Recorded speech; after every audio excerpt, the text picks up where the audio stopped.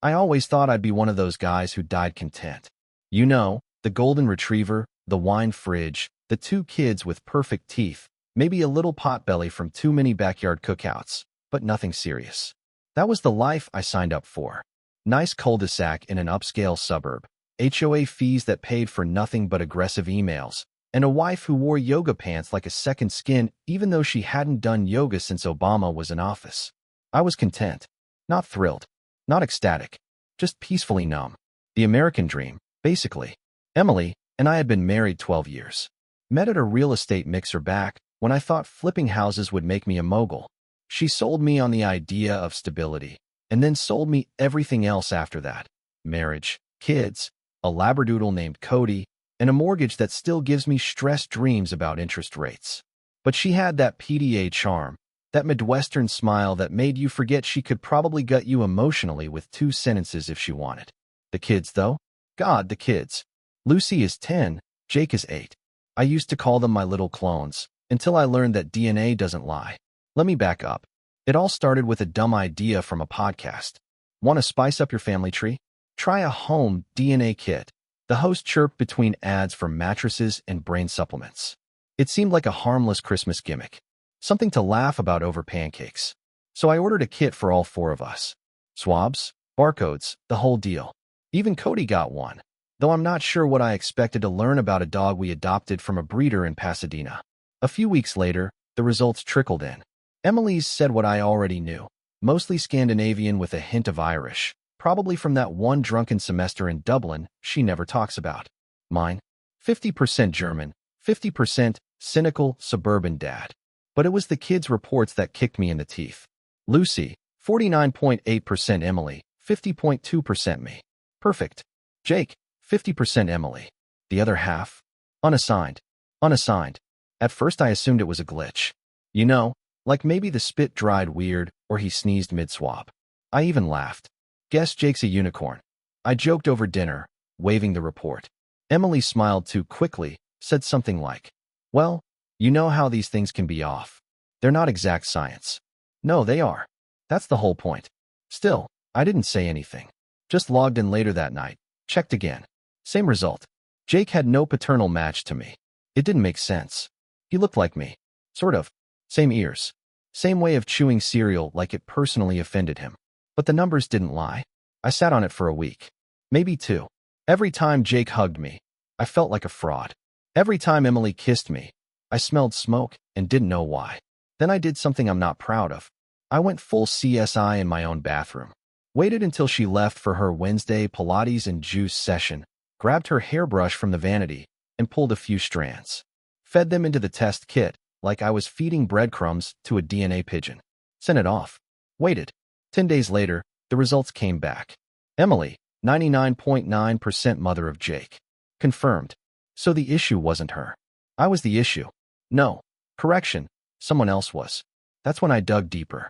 Took Jake's profile, clicked the Ancestry Matches tab, and scrolled through. There, listed as a close paternal relative, 48.7% match, was one Daniel Rowe. Dan. My neighbor. Dan freaking Rowe. The guy next door with the smug laugh and the dad bod confidence of a man who buys overpriced lawn equipment just for the group chat. Dan, who borrowed my pressure washer and returned it 3 months later with the nozzle cracked, and said it came that way. Dan, whose wife Monica made organic smoothies and once offered to help us with intimacy coaching during a tipsy game night. Yeah, that Dan. Suddenly, so many things clicked. The way Emily used to linger by the fence when he was doing shirtless yard work. The way she always said Monica's kale chips were surprisingly good, which, in our marriage, meant I hate them. But I want to stay in this woman's good graces for reasons I won't explain. I didn't confront her. Not yet. I needed more than a PDF and a hunch. I needed receipts. So I started collecting them. Over the next few weeks, I played dumb. Real dumb. I smiled through dinner, made school drop-offs, even hosted a block party like nothing was wrong. Meanwhile, I combed through the online ancestry tool and pieced together a web of shared surnames, great-grandparents, and genetic overlaps. It all pointed to one horrifying conclusion. Dan wasn't just Jake's biological father. He was my half-brother. I know. Breathe. Apparently, Dan and I share a father. Some post-Vietnam love affair my dad never talked about. We both carry the same paternal markers, the ones Jake now inherits. So there it was. My wife had a child with my neighbor, who also happened to be my half-brother, who also borrowed my pressure washer and never really apologized. I wasn't angry. Not really. Anger is for people who still expect justice. I was cold. Ice cold. I started planning. I designed wine labels, fake ones, each with a little family tree motif and our last names intertwined in a neat little graphic. Then I organized a dinner. Invited Dan and Monica, Emily's parents, the kids, our babysitter. Even Cody got a bow tie. I called it a heritage celebration. And oh, it was going to be one for the books. There's a moment, just before you pull the trigger on something irreversible, when everything gets weirdly clear. Like HD clarity. My wife's voice. Suddenly, I could hear every fake giggle she used to deflect awkward questions from my parents. The squeak in Dan's laugh, grated like sandpaper. Even the sound of Cody's tail hitting the wall, thump, thump, thump, started to feel like a countdown. I wasn't nervous. I was calm, like someone stepping onto a stage they'd built themselves. The first thing I did was order the wine. 16 bottles. Custom labels. Vintage-sounding nonsense like Chateau de Verité and the 23 and Me Merlot. Each one had a fake coat of arms and a Latin phrase I found on a Reddit thread that translated to "Truth always rises." Poetic, right? Each cork was wax-dipped. Real professional job. Cost me more than I'll admit, but I figured betrayal deserved a good wine pairing. Then I drafted the invitation. It was an email, casual, cheerful, laced with suburban wholesomeness. Dear friends and family, in celebration of our shared history, we'd love to invite you to a very special heritage dinner. Expect good food, great wine, and a few surprises. Dress code, cocktail casual. RSVP by Thursday. Can't wait to toast our roots with you. I even signed it the Martins like we were still one big happy genetic lie. Emily was thrilled. This is so sweet, she said, reading over my shoulder while sipping her probiotic tea. You're finally being spontaneous again. Yeah, spontaneous. Like a landmine. The guest list was a who's who of quiet suburban dysfunction. Dan and Monica, obviously. Their 2 kids, the older one still convinced he's a Minecraft YouTuber. Emily's parents, who think I'm too passive, and once asked if I'd considered CrossFit. A couple from our book club, Todd and Lisa, who I was pretty sure were secretly swinging with Dan and Monica anyway. And then, of course, Jake and Lucy. My kids. At least one of them. I rented one of those long, rustic farm tables, laid out place cards and calligraphy font I'd downloaded from Etsy, and set up a projector for the surprise. I told Emily. She didn't even ask. On the day of the dinner, I wore the suit I'd gotten married in. Still fit, just a bit tighter around the gut, consequence of suburban dadhood and stress eating from emotional ruin. Emily wore a navy dress she hadn't touched since our 10th anniversary. Feels like we're dating again, she said, twirling once in the mirror. I resisted the urge to vomit. Guests started arriving at 6. Monica brought a gluten-free pear tart that tasted like punishment. Dan wore a linen blazer over a V-neck, the universal uniform of the middle-aged man who thinks he's still got it. He winked at Emily when he thought I wasn't looking. Bold move, considering he'd essentially fathered my son and lived next door like it was a sitcom instead of a ticking time bomb. I poured wine. People laughed. Cody barked at the delivery guy, which, honestly, was the most honest emotion expressed all night. Kids ran around with juice boxes, and I pretended everything was normal. Because that's what people like us do. We smile until our faces cramp. At 7:45, I tapped my glass with a fork. Everyone, I said, before we eat, I want to thank you all for coming. Tonight's a little different. It's not just about food or wine. It's about family, heritage, bloodlines, even. Emily gave me a look, not suspicious yet, just confused. So, I continued. I thought I'd start things off with a little project I've been working on. A fun surprise for all of us. I picked up the remote and clicked the projector on. Slide 1, a black and white photo of our wedding. Emily and me, beaming. So young, so stupid. Slide 2, our family portrait from last Christmas. Me in a reindeer sweater. Emily in red velvet. Lucy grinning. Jake mid-blink, as usual. Slide 3, the title card. Our family tree. A journey through DNA. At this point, Monica clapped. Todd gave a woo. Dan sipped his wine a little faster. Slide 4. Lucy's DNA breakdown. A neat pie chart. Confirmed, daughter of Matthew and Emily Martin. Everyone chuckled politely. Slide 5. Jake's chart. Big bold letters. Paternal match. Not found. That was the moment. You could hear the room inhale. I didn't say anything. Just clicked to the next slide. Slide 6. A side-by-side comparison of Jake's ancestry markers with Dan Rose. 48.7% match. Silence. Emily's wine glass was frozen midair. Her face turned a color I can only describe as expired mayo. Dan. He blinked. Once. Twice. Then laughed. This nervous, braying sound like a donkey in denial. What the hell is this? He said, voice cracking like a teenage boy caught with a browser history full of shame. It's science, I said, cool as a glacier. Also, congratulations. You're not just my neighbor. You're my half-brother. Monica dropped her fork. Dan stammered. What are you talking about? Oh, it gets better, I said, flipping to the next slide. Slide 7, a diagram. Family tree. 2 branches, mine and Dan's, converging on our father. My late father. A man who apparently had more secrets than I gave him credit for. Turns out we share a dad. So not only did you father my son, you did it with your nephew's mom. Wild, right? Emily stood up. Matthew. Please, I interrupted. Let me finish. This next part's the toast. I reached under the table and pulled out one of the custom wine bottles. Held it up like a trophy. To family, I said. To the kind you choose. And the kind that chooses to sneak around behind your back and rewrite your entire understanding of reality. I popped the cork. Poured a glass.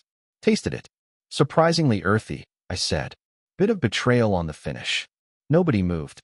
Even Cody had stopped wagging his tail. I let the silence hang for just a few more seconds. Then I grabbed my coat, nodded at Lucy, the only person at that table I still trusted, and walked out the front door. I didn't run. Didn't slam anything. Just stepped into the night and breathed. Behind me, chaos finally found its voice. The thing about walking out on your life is, you expect it to feel cinematic. Like, slow motion. Maybe some swelling music in the background. But mostly, it's quiet. You close the door behind you, and all you hear is your own breathing and the crunch of gravel under your shoes. Maybe a dog barking 2 streets over. No applause. No end credits. Just you. I made it halfway down the sidewalk before I heard the front door burst open behind me. Matthew. Wait. Nope. I kept walking. Emily's voice chased after me like a bad GPS, trying to reroute. Matthew, please. We need to talk. I can explain. Explain? Explain what exactly? That she played house with me for a decade while baking someone else's DNA into our son? That she made me build a deck with a man who shared my face and my toothbrush by proxy? No thanks. I kept walking. She caught up, barefoot, holding her heels in one hand like a contestant who just lost the crown at a pageant. Her hair was frizzed out from stress, her makeup cracking at the edges. I couldn't remember the last time she'd looked so uncomposed. It was almost refreshing. I didn't mean for it to happen, she said. Classic. Which part? I asked, not stopping. The affair, the lying, or the part where you literally gave birth to my half-brother's child and decided that was a manageable secret? She blinked like I'd slapped her with a thesaurus. I didn't know he was your half-brother. I didn't know until recently. And yet, when you found out, you didn't say a damn thing. Just kept making quinoa bowls and scheduling soccer practice like you weren't sitting on a genetic landmine. She grabbed my arm. I stopped. Not out of kindness, more like morbid curiosity. I was scared, okay, she said. I didn't know what to do. You could have started with not sleeping with the neighbor. Her lip quivered. I'm sure it played well in the mirror. It wasn't just intimacy, Matthew. It was, I don't know. I felt seen. I had to laugh. Not because it was funny. Because it was textbook. You felt seen. You mean, Dan noticed you were hot and bored, and you both had just enough free time between PDA meetings to ruin 2 families. Her hand dropped. The guilt act was wearing thin. Do you want to talk? She asked, suddenly softer. Like, really talk? I stared at her. At the woman I'd built a life with, had Christmases with, weathered stomach flus and HOA arguments with. And all I could think about was the moment I clicked confirm on that wine label order. That was real. That was intentional. This was just cleanup. I've done enough talking, I said. And I meant it.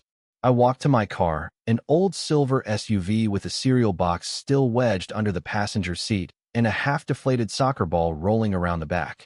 I got in, turned the key, and drove away. Not far, just far enough. I checked into a mid-range hotel on the edge of town. Nothing fancy, just clean sheets and a mini fridge that hummed like a guilty conscience. I turned off my phone, left the TV off, laid on the bed, and stared at the ceiling like it owed me an apology. By morning, the messages had piled up. Emily, naturally. A few from Monica, which I deleted unread. 2 missed calls from my boss. Apparently Dan had called in sick, and the office gossip wheel was already spinning. And then there was one message that stopped me cold. Jake. A voice memo. Dad, I don't know what's going on. Mom's crying. Lucy's mad.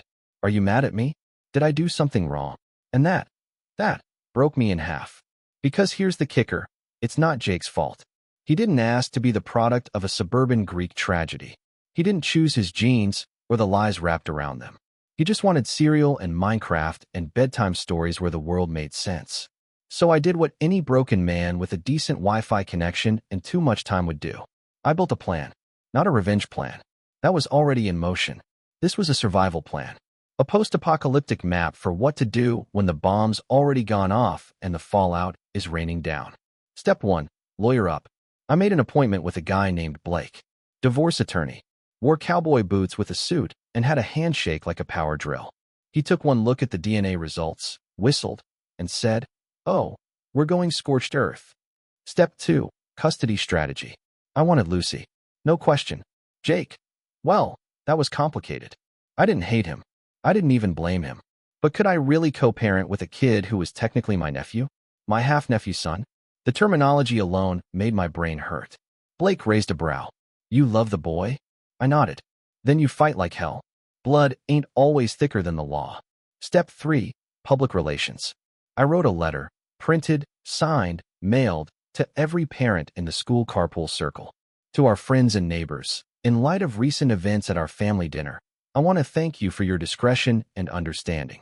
Emily and I are handling this privately. Please be kind to our children, who are innocent in this situation. And if you borrowed our hedge trimmer, kindly return it by Tuesday. Suburban diplomacy at its finest. Step 4. Control the narrative. I reopened my old blog, the one I used back in my home renovation dad phase, and posted a new entry. Title: When Your Life Becomes a DNA Crime Drama. It was cryptic, just enough detail to get people buzzing. Enough to make Emily feel the eyes again. I didn't name names.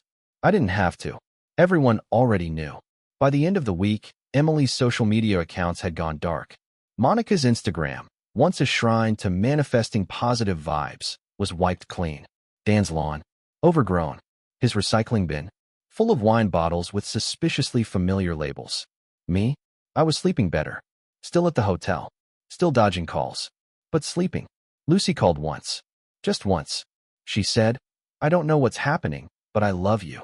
I said, "I love you too." And that was enough. For now. But the best part? The part that made it all worth it? Dan tried to play the victim.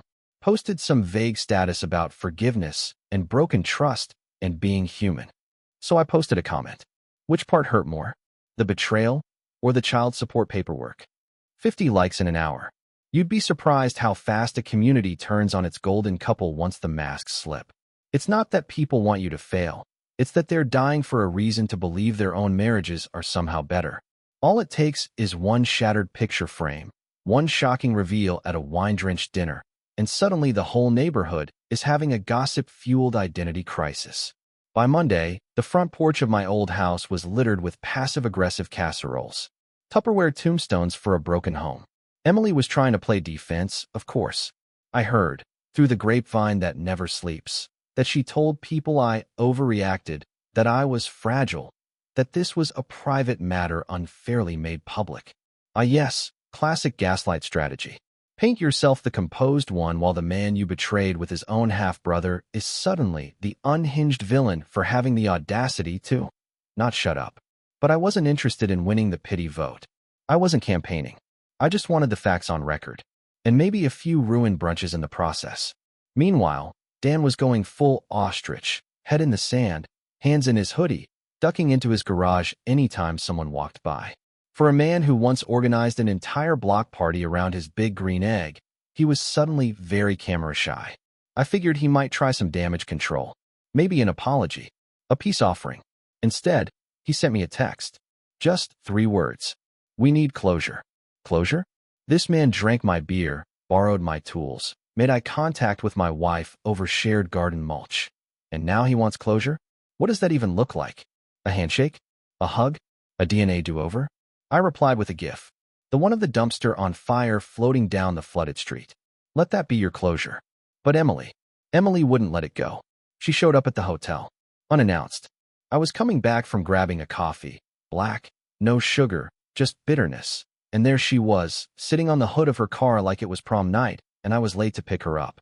She wore sunglasses like she was shielding herself from judgment, not the sun. Matthew, she said, standing. I walked right past her. I'm not here to fight, she called after me. I just want to talk. I stopped at the hotel door, took a deep breath, turned. She looked small, not in stature, in presence, like someone who's been outed at their own surprise party and is still trying to salvage the cake. I read your blog, she said, approaching.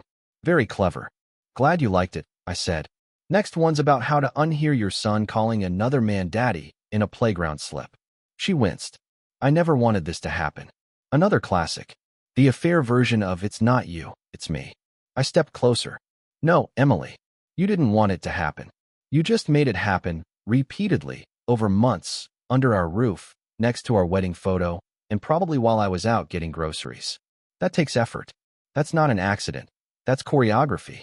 Her eyes welled up, always with the tears, like a sprinkler system wired straight to her sense of accountability. I loved you, she whispered. You loved convenience, I corrected. You loved safety, stability, a nice, tidy marriage with a backyard and a backup plan. But you didn't love me, because people don't do what you did to someone they love. She looked away, jaw tight. I want to fix this, she said. We have kids, a history. Can't we try therapy? Or mediation? Emily, I said slowly. If I wanted therapy, I'd talk to my dog. He's the only one in this family who hasn't betrayed me. That finally cracked something in her. She folded, sat back on her car, head in her hands. I miss you, she said. I miss the way we used to be. I nodded. I miss the way we used to be too. Right up until I realized you were rehearsing parenthood with someone else's DNA. Then I walked inside. Didn't look back.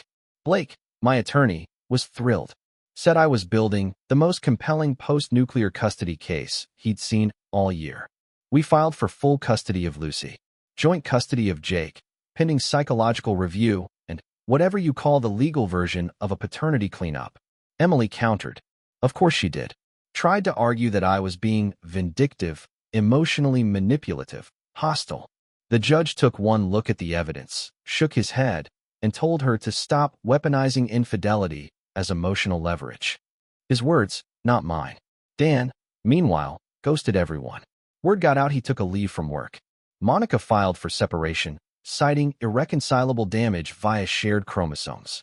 The HOA issued a polite but pointed statement asking all neighbors to refrain from creating avoidable domestic spectacles on communal property. Translation: keep your incest scandals indoors, please. Lucy stayed with me at the hotel on weekends. We watched old Disney movies and ate bad pizza and pretended the world made sense. Jake came by once. Quiet kid. Eyes like his mom's, unfortunately. He didn't ask questions. Just played with Cody and asked if I'd still teach him how to ride a bike when the weather cleared. I said yes. Because here's the thing, it wasn't his fault. He didn't choose the lies he was born into. And maybe I couldn't be his biological father, but I could still be the guy who showed up. One night, he asked, "Am I still your son?" I swallowed. "You're Jake," I said. "That's all you have to be." He smiled. That night, after they'd both fallen asleep on the couch watching The Incredibles, I stood in the kitchen with a glass of wine. Not one of the joke bottles, just something dry and expensive, and stared out the window at nothing. I wasn't angry anymore. I was tired, but clear. I'd burned the house down, metaphorically. Now it was time to start building again. It's funny how, after everything explodes, life keeps moving like nothing happened. The mail still arrives. The streetlights still flicker on at 6:42 p.m. sharp. The guy 2 houses down still walks his Pomeranian in cargo shorts and tube socks like he's in a Norman Rockwell painting. It's the same world. I just see it different now. The hotel started to feel like home. Not in a good way. More like a weird, sterile limbo. Crisp sheets, bad coffee, and the kind of front desk staff that know when not to ask questions. I moved into a short-term rental after 2 weeks. A small place with laminate floors and the faint smell of lemon cleaner. It had a view of a dumpster and zero emotional history, which was exactly what I needed. Lucy adjusted fast. She's a tough kid. She treated the whole thing like a sleepover with Dad that never ended. She brought her sketch pads, her stuffed animals, and a backpack full of secrets she hadn't unpacked yet. Sometimes I'd hear her whisper to Cody late at night, like she was practicing the words she couldn't say out loud. Jake was trickier. His visits were quiet, polite. He tiptoed through our new space like he was afraid to knock anything over, like the whole place might vanish if he asked the wrong question. I didn't push him. Not yet. Emily, meanwhile, started unraveling. Slowly at first. A missed carpool pickup here. A forgotten grocery list there. Nothing huge, just enough for people to start noticing. The kind of slip-ups that make polite women in tennis skirts whisper over iced lattes. Then came the big one. Lucy's school called me. Apparently, Emily missed a parent-teacher conference. Not just forgot, completely no-showed. Didn't email. Didn't call. Lucy waited in the hallway for 45 minutes with a folder of her straight-A report cards and a drawing she made for Mommy. She cried the whole drive back to my place. Said she felt invisible. And that's when I made a decision. I called Blake. Full custody, I said. We're done playing fair. Blake didn't even ask for a reason. He just muttered, finally, and got to work. Now, let me be clear, I wasn't doing this out of spite. Spite would have been easy. I was doing it because Lucy deserved a parent who remembered what time the bell rang. A parent who didn't disappear into their own self-pity every time reality knocked on the door. Emily tried to push back, filed a counterclaim, said I was alienating the children. So I showed the judge the missed pickups, the teacher's emails, the school counselor's report that said Jake seemed withdrawn and confused during visits. Then I dropped the hammer. I played the audio recording. See, a while back, during one of her hotel lobby ambushes, Emily said something I knew I'd need later. So I tapped record. You don't understand, she'd said. Dan was supposed to leave Monica. We were going to move. Start over. The only reason I stayed with you was because he backed out. The judge's face didn't move, but his eyes? Ice cold. By the end of that hearing, I had full custody of Lucy. Shared custody of Jake, under supervision. Emily got court-ordered therapy. And Dan was finally served with his own reality check. Paternity documents, child support orders, and a subpoena to testify in the next custody review. He tried to plead ignorance. Said he had no idea Jake was his. So I handed over the DNA report. The judge looked at Dan and said, Do you understand what 48.7% shared DNA means? Dan muttered, That I need a lawyer. We left the courtroom in silence. Lucy held my hand like it was a lifeline. Jake walked a few steps behind us, staring at his shoes like they had the answers. Emily stayed seated, frozen, like she was waiting for someone to hit the rewind button. But life doesn't do rewinds. Only fallout. Back home. Well, home adjacent. I tried to create something resembling normal. We made schedules, set up chore charts, had serial dinners and movie nights, and talked about things that didn't involve betrayal or custody agreements. Jake started opening up. One night, after Lucy fell asleep, he asked me, Why did Mom lie? I didn't sugarcoat it, didn't dress it up, because she was scared and selfish. And sometimes grown-ups make really bad choices and think they can hide them forever. Are you mad at me? He asked. No, kiddo, I said. I'm mad at her. I'm mad at him. But you? You didn't choose this. You just ended up in it. He nodded. Then, and this nearly killed me, he said, I'm glad you're still here. That night, I cried. Not loudly, not dramatically, just quietly. In the kitchen, over the sink. Like a man who's realizing that love, real love, isn't about biology. It's about showing up when everything else falls apart. And then, just when I thought the chaos had plateaued, I got a letter. Certified mail. No return address. Inside, a typed note. We should talk. Not about Emily. Not about Jake. About Dad. You're not the only one with questions. Dr. Dan. I almost threw it out. Almost. But curiosity's a hell of a drug. I replied. One line. You get 1 hour. Public place. No cameras. No lawyers. We met at a diner. The kind with cracked vinyl booths and waitresses who call everyone honey. It felt neutral, safe, dull enough that even a secret like ours wouldn't echo too loud. Dan looked rough, less smug, more human, like betrayal had finally taken its toll. I did a background check on your dad, he said. Turns out, he didn't just have an affair. He had a whole second family. My mom, me, and another kid, a half-sister. Lives in Ohio. Just found her. I blinked. Why are you telling me this? Because, he said, we're not the only victims here. We didn't just inherit a mess. We're the legacy of one. I didn't know what to say, so I just sipped my coffee. Bitter. Strong. Fitting. I'm not asking for forgiveness, Dan added. Or family. Just, maybe we stop this from happening again. To the next generation. For a moment, I saw the boy behind the man. The confused kid who never got the whole truth, who built his life on half-stories and bad DNA luck. Fine, I said. One truce. For the kids. We didn't shake hands. Didn't hug. Just nodded. Then went our separate ways. And that was the end of that. Or so I thought. You'd think that after detonating your entire life over a dinner table, after flipping over every lie and exposing every hidden truth, the worst of it would be behind you. That you could coast into some version of peace. Maybe not happiness. Let's not get greedy, but something resembling emotional quiet. Turns out, peace is a myth in the suburbs. Because people don't forget scandal. They feed on it.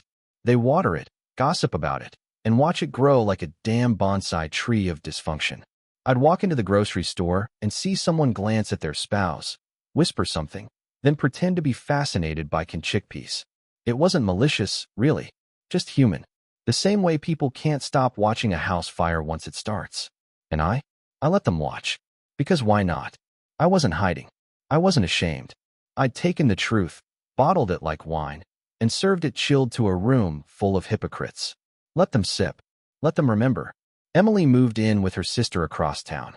She started attending therapy, per court order, but from what I heard through mutuals, she mostly used her sessions to cry about losing control of her narrative. Control. There's a word she liked. She'd used it back when we were still married. You can't control everything, Matthew, she'd say when I triple-checked the thermostat or rearranged the spice rack. Funny how the same person who preached chaos as freedom turned out to be the biggest control freak of all, trying to manage 2 households, 2 love lives, and a lie with a heartbeat and a birth certificate. Jake still came by. We never talked about biology anymore. It was a silent agreement. He called me Dad, and I answered. We played video games, did homework, watched dumb YouTube videos together. I was building something, not from scratch, but from ash. Lucy was thriving. Art competitions. Straight A's. She had this quiet strength about her now, like surviving the fallout had hardened her edges in the right way. She still asked about Emily sometimes, but mostly in the tone of someone talking about a character in a book they've stopped reading. Do you think Mom will ever be normal again? She asked one night, curled up under a blanket. Normal's overrated, I said. Let's aim for honest. Then she fell asleep. Cody snored at her feet. And for the first time in months, the house actually felt like a home again. Then, just when I thought the last twist had twisted, I got an email. From Monica. Subject line, Dan. Against my better judgment, I clicked. Matthew, I know we haven't spoken. I wouldn't blame you if you never wanted to. But there's something you need to see. Attached is a message I found on Dan's old tablet. It was backed up to the cloud. I don't know if he ever meant for anyone to see it. But I think you deserve to. Take care of the kids. Monica. There was an audio file attached. My gut told me not to play it. My brain said walk away. But of course I clicked. Dan's voice, clear as day. If you're hearing this, it means I never got to explain. Or maybe I chickened out again. Typical. The truth is, I knew. About Jake. Almost the whole time. Emily told me after his 2nd birthday. She said she couldn't keep it to herself anymore. That she needed to be honest. But then, she asked me to keep it secret. Said she wanted to stay with you until she figured out an exit plan. I was furious. At her. At myself. At the whole situation. But I didn't blow it up. I didn't say anything. Because I liked the life I had. The appearances. The status. And honestly, because I didn't think I could handle the fallout. I'm sorry. For everything. For the silence. For the cowardice. For being exactly the kind of man our father probably was. If there's any justice, it's this. I lost everything. Monica, my kids, you. Jake deserves better. Be that. Be the dad he thinks you are. Dan. I sat there for a long time, just listening to the hum of my laptop fan. Processing. So, he knew. All those years, the barbecues, the neighborhood parties, the small talk over hedge trimmers. He knew. And he said nothing. Not to spare me, but to spare himself. Cowardice in khakis. And yet, the message didn't make me angry. It made me certain. The kind of certainty that's cold and clean and permanent. The next morning, I called Blake. Update the custody docs, I said. I want Jake full-time. No split. No debate. He said he'd get on it. I never responded to Monica's email. What was there to say? Thank you for confirming the world's worst-kept secret. Life moved forward. Lucy graduated from middle school. Jake made the soccer team. I started seeing a woman named Vanessa, a school counselor who liked bourbon and hated small talk. She didn't ask about the past, and I didn't offer it. We met in the middle. That was enough. And one afternoon, while cleaning out the last of my storage boxes, I found the original DNA kits. Sealed. And used. A backup set I'd ordered, just in case. I held them for a moment, then walked outside and dropped them in the trash. Not everything needs a second test. Sometimes, the first truth is enough. And that's where it ends. Not with a bang. Not with forgiveness or reconciliation or some red ribbon redemption arc.